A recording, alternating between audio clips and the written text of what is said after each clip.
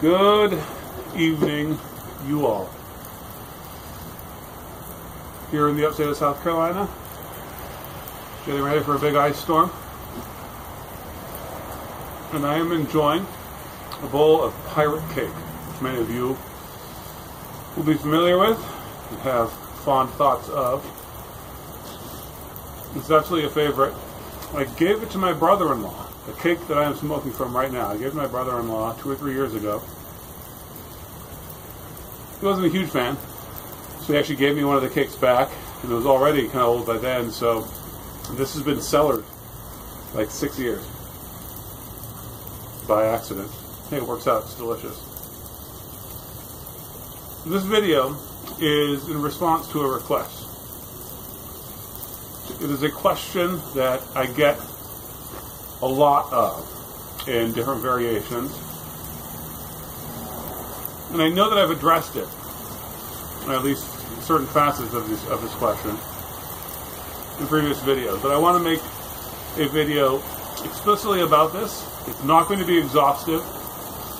It will give you my opinion, a couple of superficial arguments, and you can go from there.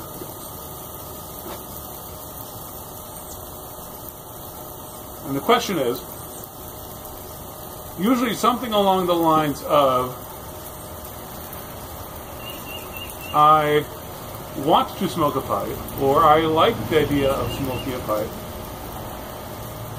but I can't, for one reason or another, bring myself to terms with the idea that Christians can smoke.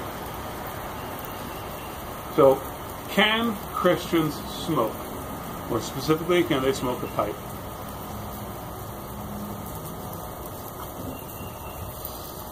And the two thrusts of the recent letter I got. The first one asked a question that a lot of Christians have to ask themselves, and that is it going to make my brother stumble? The second part of the question was, it seems to me that smoking does more harm than good. That you're basically making a deal to get cancer. And if smoking is so clearly bad for your health, then it can't be a Christian thing to do. So, those are the questions. That's the question. May a Christian smoke a pipe? Now, the first thing I'm going to do is refer you, and particularly you, dear viewer, who sent in this letter. Perhaps you have not yet read my ebook, co-written with another Brazilian, a pastor named Yuri Brito. So he and I have written an e-booklet called Christian Pipe Smoking. And in it we detail some of the positive arguments for smoking and health, at least from an aesthetic perspective. So I'll recommend that to you. But let's go ahead and jump in on this. The first thing is causing a brother to stumble. I don't want to put too much time into this argument because it is something, honestly, that you can go circles and circles around with. Because, we read in 1 Corinthians, we're asked not to cause a brother to stumble, particularly in reference to meat that is offered at temples and then sold in the market. So the meat was first offered at temples and then sold in the market. And so some Christians just became vegetarians to get around that problem altogether. And others just kept eating their steak. So it's in the context of that idea emerges. And because there's sort of a relative perception aspect to that question, if someone tells you he's stumbling, if someone tells you he's offended, well, I guess that kind of gets to define the terms of the argument. And you don't want to be the guy saying, well, you shouldn't be such a puss.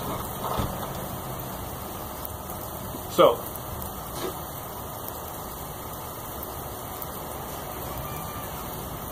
you make sure you're not living in sin. You make sure you're not doing something truly scandalous. Now, in some Christian cultures, smoking is just scandalous. In Brazil, for example, even Christians who drink cannot conceive of the idea that a Christian would smoke because of all the propaganda that's out there. And I'll address the propaganda of the health shortly. But that could be something legitimate to consider. Maybe you shouldn't smoke if it's going to freak all your Christian brothers out. That being said, sometimes doing a little bit of freaking out is good. Right? I mean, our God is the God who comes from a line of prostitutes and left-handers and adulterers and ankle grabbers. A lot of scandalous stuff has gone down in the history of the people of God. And scandalizing often is necessary. Now, scandal to bring one down into sin, into a trap, is a great wickedness. But if someone is scandalized by a good, by a beautiful thing, by being shown a new way to see good, well, that can only be a good thing. So, I wouldn't think too much about that. I would just go ahead and smoke a pipe. Don't be an obnoxious thunder puppy. Don't be the kind of guy who goes flaunting his liberty. If you want liberty for liberty's sake, if you want the right, if you want to be able to tell everyone, look what I can do. I can do anything I want to by the grace of Jesus, including flip you guys the bird.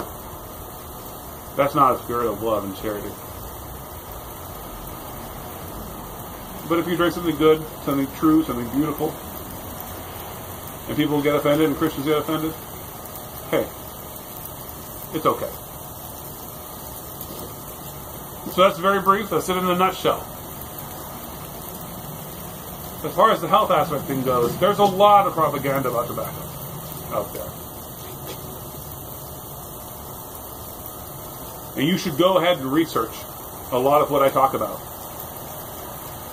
One thing I'll tell you is that Japan has the highest,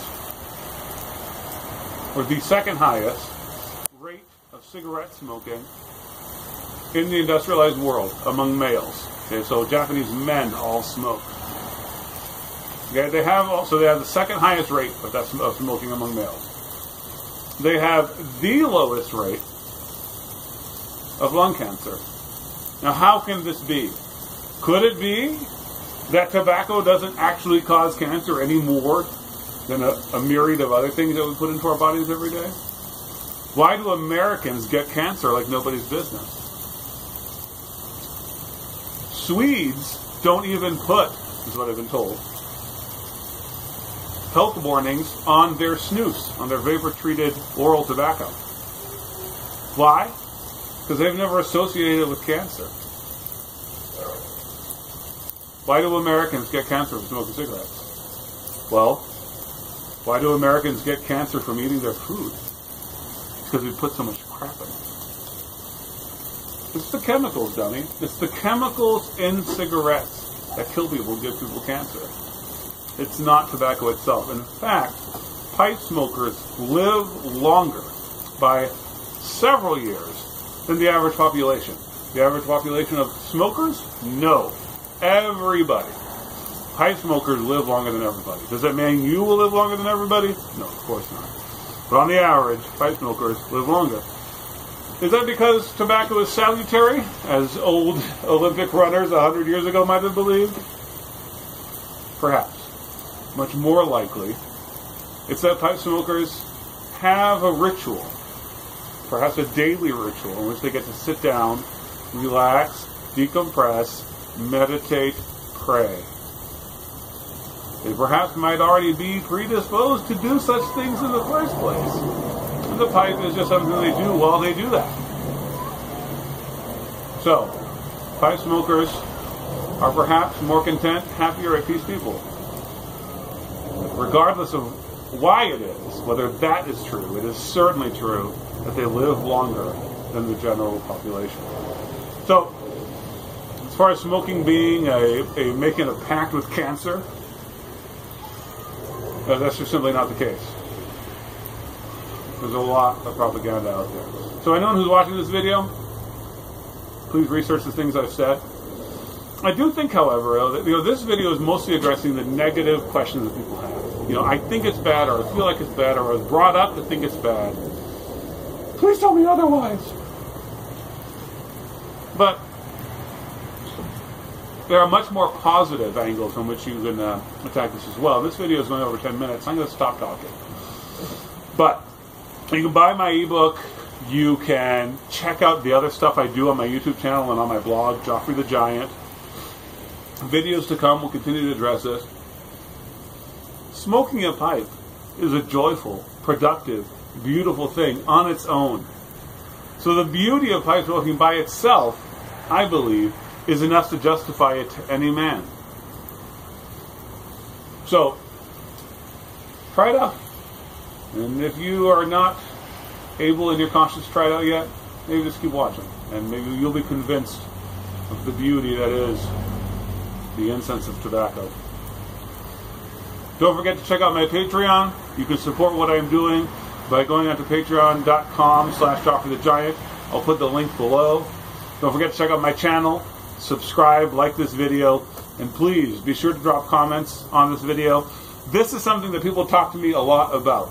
So, I would love to hear your stories, hear how it is, if you're a Christian, you came to terms with the idea of smoking. And I'll tell you where I've come from. I remember freshman year of college, I told a young woman my age that her mom couldn't be a Christian because she smoked cigarettes. I mean, what ridiculous. I'm so embarrassed to think of that. There's so many different ways I could tear that to pieces. What an unkind thing to do. And she cried because she believed me. Terrible thing.